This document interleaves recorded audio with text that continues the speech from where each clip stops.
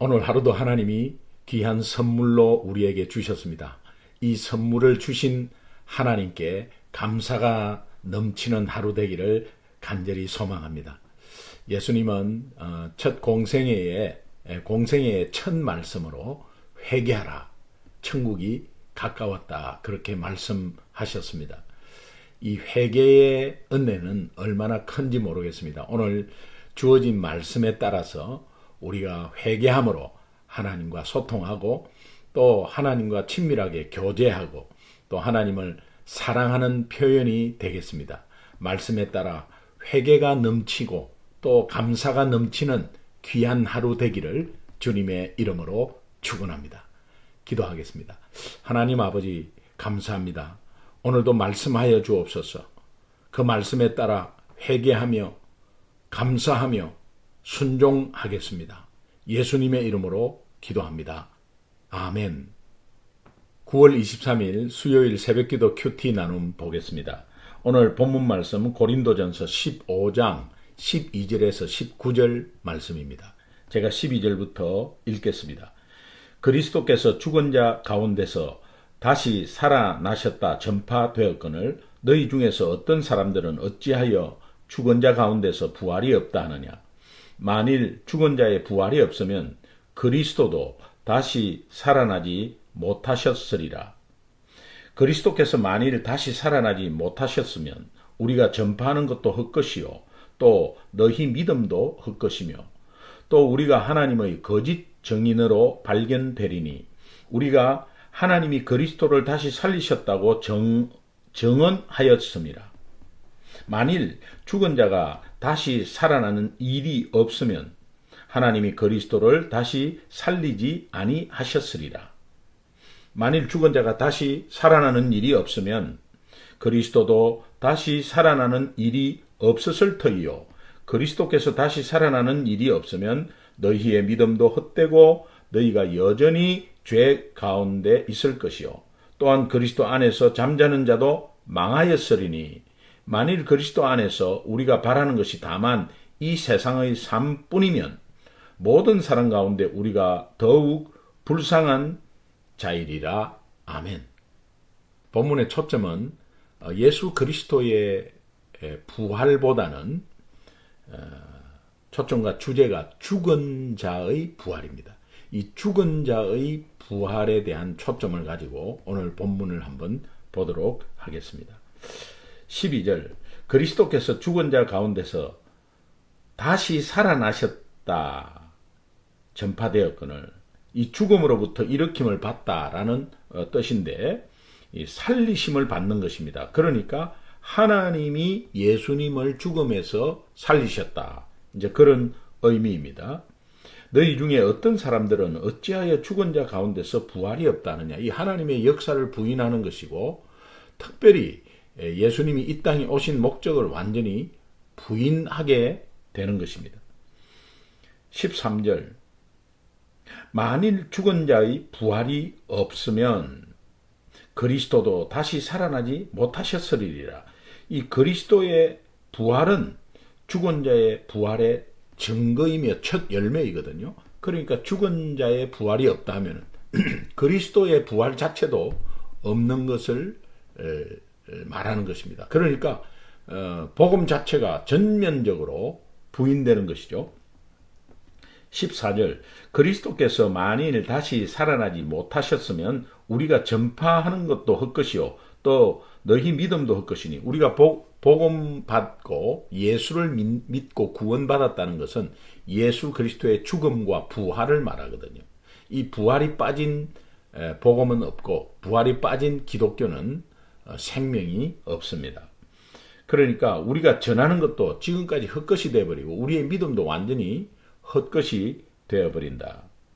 그래서 예수 그리스도의 부활이 하나님의 정말 능력인데 그 하나님의 능력 자체를 부인하는 것입니다. 부인하는 것입니다. 그래서 복음의 능력도 부인하는 것입니다. 15절 또 우리가 하나님의 거짓 증인으로 발견되리니 거짓 증거한 거죠. 우리가 하나님이 그리스도를 다시 살리셨다고 증언하였기 때문입니다. 만일 죽은 자가 다시 살아나는 일이 없으면 하나님이 그리스도를 다시 살리지 아니하셨으리라. 그러니까 하나님이 그리스도를 다시 살린 부활의 첫 열매를 예수님께서 보여주신 것은 예수 믿는 자의 죽음의 부활을 예고하는 겁니다. 그런데 이 부활이, 죽은 자의 부활이 없다면 지금 세 가지 말씀 드립니다. 우리가 전파하는 것이 헛것이 되고, 우리의 믿음이 헛것이 되고, 또 하나님의 거짓 증인으로 되어버린다. 우리 죽은 자의 부활을 부인한다면요. 그래서 이것이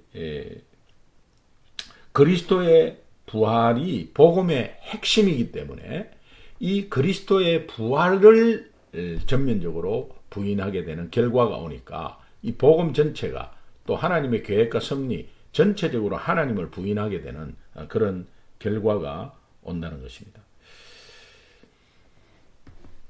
그리스도를 죽음에서 살리신 분은 하나님이십니다.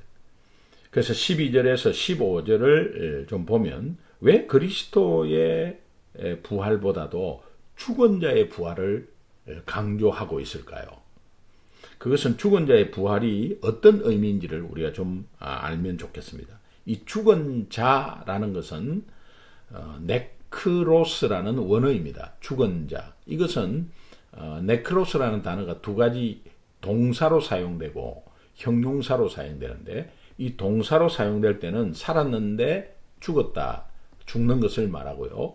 근데 형용사는 죽은 상태를 말합니다.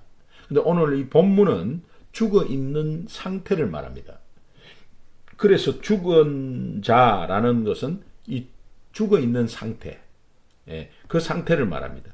이 형용사로 사용된, 네크로스가 형용사로 사용된 신약 성경을 좀 보면은 누가복음 15장 24절 탕자의 비유에 나오는데, 그 아버지가 이런 말을 합니다. 내 아들은 죽었다가 다시 살아났으며 내가 잃었다가 다시 얻었노라.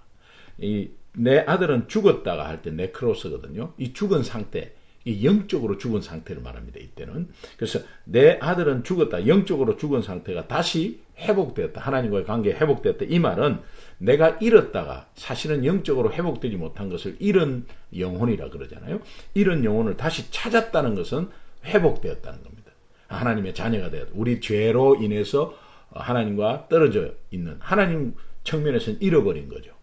그 잃어버린 건데 이것을 다시 찾았다. 리딤 했다는 것은 다시 속량했다는 의미인데, 그 값을 주고 다시 찾았다는 겁니다. 그러니까 우리가 잃어버린 생명의 값을 예수 그리스도로 값을 치르고 다시 찾았다는 겁니다. 그래서 오늘 우리 생명은 예수 생명이라고도 말하죠. 오늘 우리의 가치는 예수 가치죠. 다시 살아난 우리의 가치가 엄청나게 소중하고 귀하다는 것을 다시 한 번 더 생각하면 좋겠습니다. 그리고 계시록 3장 1절에 보면 4대 교회에 말하는 하나님의 음성인데, 네가 살았다 하는 이름을 가졌으나 죽은 자다. 이 죽은 자다 할 때 죽은 상태, 영적으로 죽은 상태를 말합니다. 네가 지금 살아있고 막 계속 뭐 예수 믿는다고 혹시 그렇게 하지만 네가 부활을 인정하지 못하면, 부활을 믿지 못하면 너는 죽은 자다. 이 죽은 상태로 그대로 있는 것입니다. 선악과를 먹으면 정령 죽으리라, 반드시 죽는다라고 하나님이 말씀하십니다.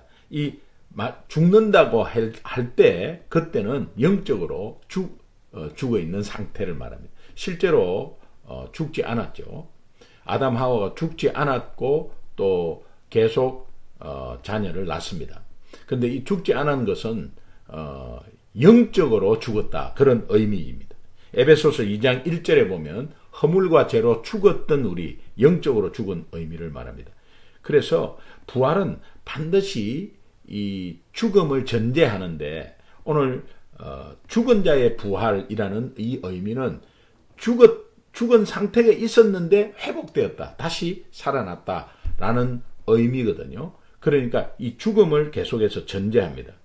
그래서 우리 인간은 다 죽은 상태죠. 또 하나님을 떠난 인간은 다 죽은 상태입니다. 죽은 상태를 전제를 먼저 하는 겁니다. 죄와 허물로 다 죽었다. 모든 사람은 다 죄인이다. 그 죄값은 사망이다라고 딱 먼저 전제를 하는 겁니다. 그래서 전제를 하는 가운데서 부활이 있는 거거든요. 근데 이 부활을 다시 한 번 더 생각하면 이 부활은 현재성이 강합니다. 또 현재성을 성경에서 강조합니다. 먼 훗날의 부활, 당연히 우리가 부활하죠. 그러나 현재 부활을 말합니다. 현재 부활은 지금 회복되고 있고 성화되고 있는 과정이죠. 그래서 어제보다 오늘이 낫고 오늘보다 내일이 변화되는 것은 부활 때문입니다. 예, 이 부활 때문에 이 빌립보서 3장 10절에서 11절을 보면 이런 말씀이 있습니다. 내가 예수 그리스도와 그 부활의 권능과 그 고난에 참여함을 갓 알고자 하여 그의 죽으심을 본받아 어떻게 해서든지 죽은 자 가운데서 부활에 이르려 하노니. 이 부활에 이르려 한다는 이 의미는 회복의 영역을 확대한다는 의미입니다. 그러니까 여기에서도 살아나고 여기에서도 살아나고 이 영역에서도 살아나고 지금 현재 우리가 살고 있는 우리 삶의 영역이 부활의 영역으로 굉장히 다 바뀌는 것을 의미합니다. 이것은 부활의 현재성을 말하거든요.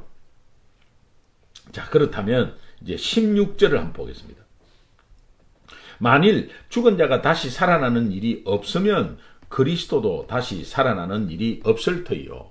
예, 당연히 다시 또 강조하는 것이죠. 또 17절 그리스도께서 다시 살아나는 일이 없으면 너희의 믿음도 헛되고 너희가 여전히 죄 가운데 있음. 여전히 죄 가운데 있다. 인간은 죄인일 수밖에 없습니다. 그런데 예수 그리스도의 부활이 없으면 죄사함의 권능도 없고 죄사함을 받지도 못하고요. 죄사함의 권능이 없으니까 죄의 종로로 하면서 계속 살아간다는 겁니다. 그러니까 어떤 영생 소망도 없고 처참한 상태에서 예수 그리스도의 부활이 없는 그런 상태는 굉장히 처참한 상태다.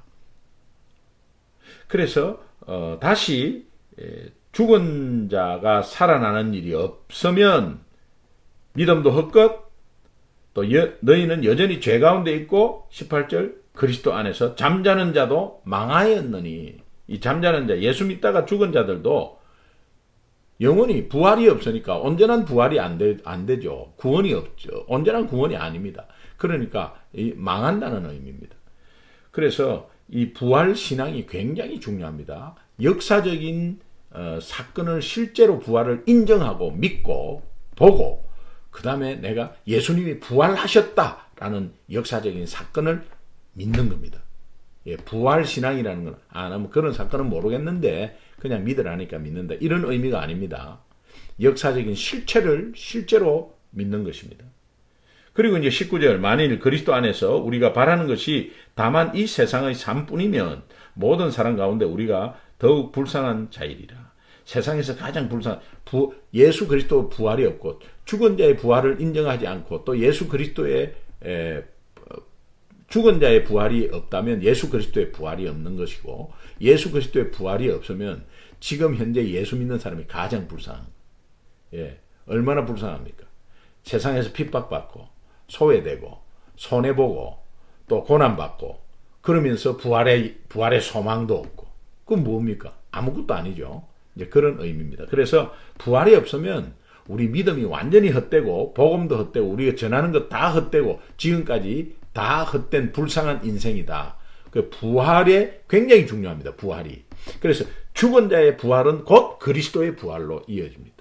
그래서 그리스도의 부활이 있기 때문에 첫 열매가 있기 때문에 죽은 자의 부활도 예수 믿는 자의 죽은 자의 부활도 있게 된다는 거예요. 예, 이것이 핵심입니다. 오늘 핵심 구절은 13절, 14절 보겠습니다.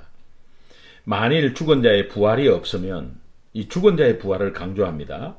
그리스도도 다시 살아나지 못하셨으리라. 그러면서 그리스도의 부활로 연결하죠. 그래서 그리스도의 부활이 죽은 자의 부활의 증거요 첫 열매이기 때문에 그렇습니다. 14절 그리스도께서 만일 다시 살아나지 못하셨으면 이제 그리스도로 연결되죠. 우리가 전파하는 것도 헛것이요 또 너희 믿음도 헛것이라. 오늘 13절, 14절 계속 한번 묵상했으면 좋겠습니다.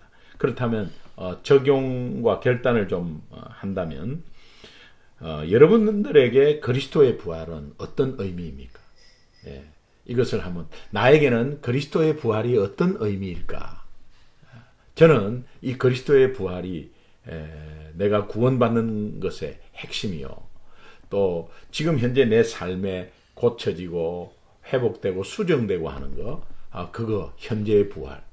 그리고 이 땅을 떠나서 정말 영원히 함께 육신과 함께 부활한다는 것을 저에게 믿는 신앙이 오는 거죠. 그래서 이 그냥 부활 신앙 하는 것보다 예수 그리스도가 역사적으로 그는 죽었고 그는 다시 살아나셨다라는 것을 제가 믿습니다.